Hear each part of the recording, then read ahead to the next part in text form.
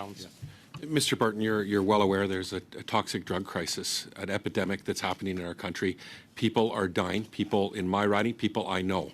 Many people's first exposure to opioids is prescribed, when they get a prescription from a doctor. Are you familiar with any of the instances in which McKinsey and Company in both either Canada or the United States advised its clients on how to boost the sales of opioids like OxyContin, whether through communication strategies, media advisory services, or other marketing advice?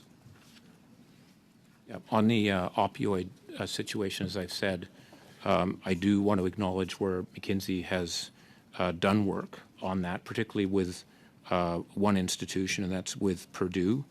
So we did work on that. The work was lawful. The work was lawful, but it obviously fell far short of the standards of what we did. And so I've acknowledged that I feel. Didn't I just say I feel very badly about that? We shouldn't have done it. But I think there's a difference between that issue, which is a mistake, and saying that we were the architect of a broader program.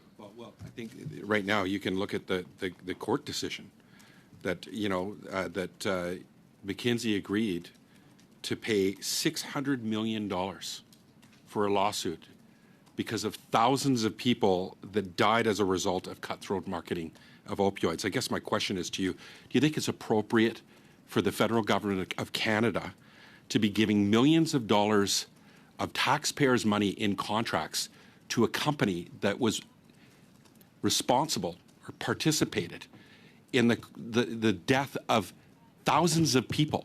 Do you think that's ethical? Do you think those are values that espouse any government in this country to be doing business with a company with that track record?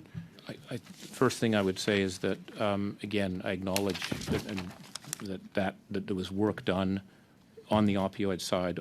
I do not believe you could say that McKinsey is responsible for the whole piece. So here's a question for you. Then. Yeah. Do you think it's appropriate for a for-profit company to create medical advice that is counter to needs of the public healthcare system?